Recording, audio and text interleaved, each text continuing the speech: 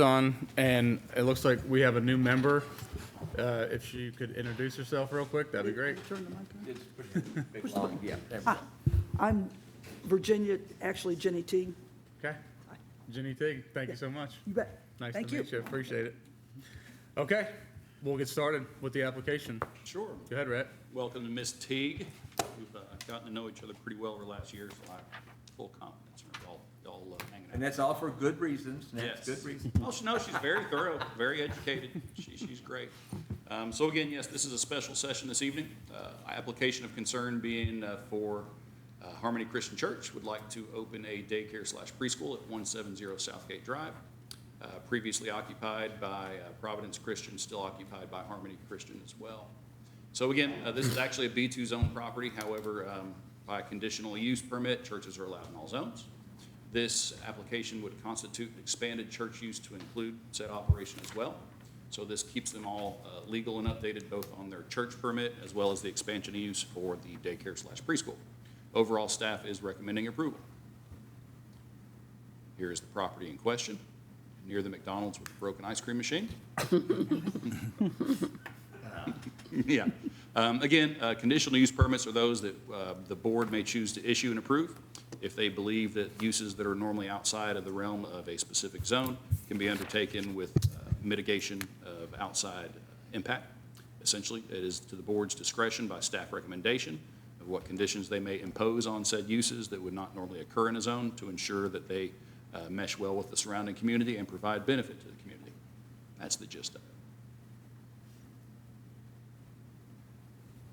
Please support your motion for either approval or denial by a statement of factual determination and a statement of said special conditions to mitigate the concerns and impact to the community. Again, as stated before, Section 233 of the ordinance lists churches as conditional uses in all zones.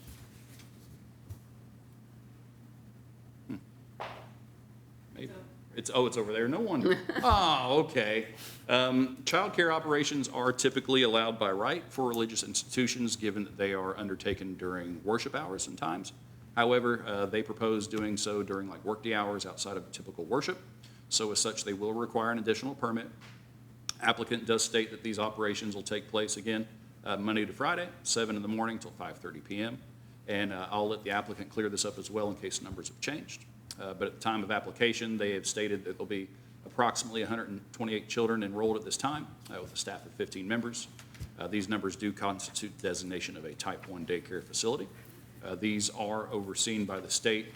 They do have their requirements and ratios. After speaking with the applicant, they're in close communication with the state. They're aware of their requirements and things of that nature. This is just buttoning up some stuff for their pre-app for the state. That's pretty well the gist of that. Type 1 daycares essentially occur outside of dwelling units, and they serve 4 or more children for the daycare. Any children of any faculty or staff also have to be counted in the ratio. Maybe. Jay, can you advance me, please? We spoke again to the part of the ordinance at which this is covered. Section 4471 states that licensed Type 1 daycares are permissible, again, in all commercial districts, but being that this is part of a church operation, it does constitute expanded use and review by staff. Close enough. Staff has found that the description and as stated by the applicant does fit the requirements of both the ordinance and the conditional use permit requirements thereof. Staff has found approval of conditional use permit would not adversely impact public safety or welfare. However, it would add to and would be a good benefit to the community. Project site is essentially a storefront and what was meant to be at one time a multi-tenant commercial development with shared parking for staff and customers, students and parents, et cetera. So they've got plenty of parking on site, plenty of room for good traffic circulation and safety. Proposed daycare operation falls within the classification of Type 1. Type 1 daycares are permitted in all commercial zones. And then again, adding this use constitutes expansion of use beyond primary church function, requires review and approval by the board. And overall, we're recommending approval. The 4 conditions listed there are typical conditions of approval for a conditional use permit with nothing further. The main one being that the applicant shall return to the board with any changes, any change in ownership, et cetera, does invalidate the permit, they'll have to come back to us. So say if the church changes hands, et cetera. And then, yeah, I believe that's it. Any questions for Rhett or staff? I do. Go ahead, Jenny. Sorry. Condition 2, it says that they have to provide copies of the Board of Adjustment, the certifications. Every staff member has to get a Commonwealth Child Care certification. I can let the applicant speak to that. I don't know as much of the process of the state, but whatever it is that they'd be required to provide copy of, we'll retain copies of those in the record. But if you have specific questions about the state requirements that are above our requirements that I'm not versed in, I can yield to the applicant. Do you normally get them when there's turnover? I'm sorry? Do you normally get new certifications when there's turnover? Ma'am, I'd have to let the applicant speak for that as far as staffing and state requirements. That's not something we deal in. So if you'd like, if you guys have anything else to say, or are there any other questions for me before I yield to them? No. Okay.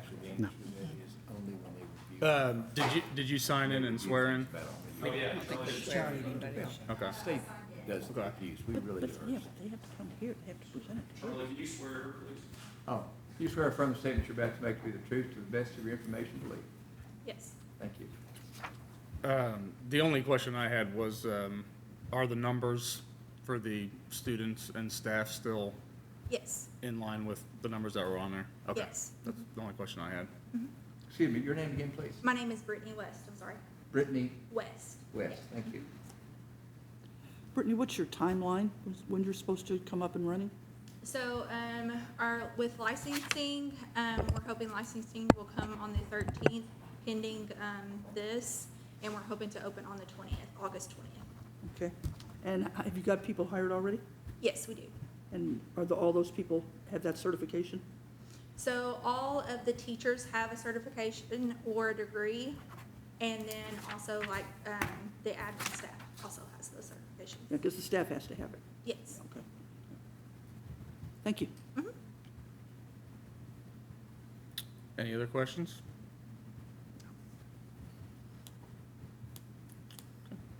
I'll make a motion to approve based on staff recommendations and the 4 conditions that are listed.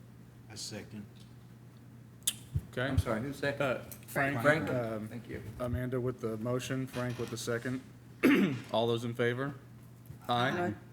Any opposed? Okay. Motion passes as submitted. Thank you. Thank you. Yeah.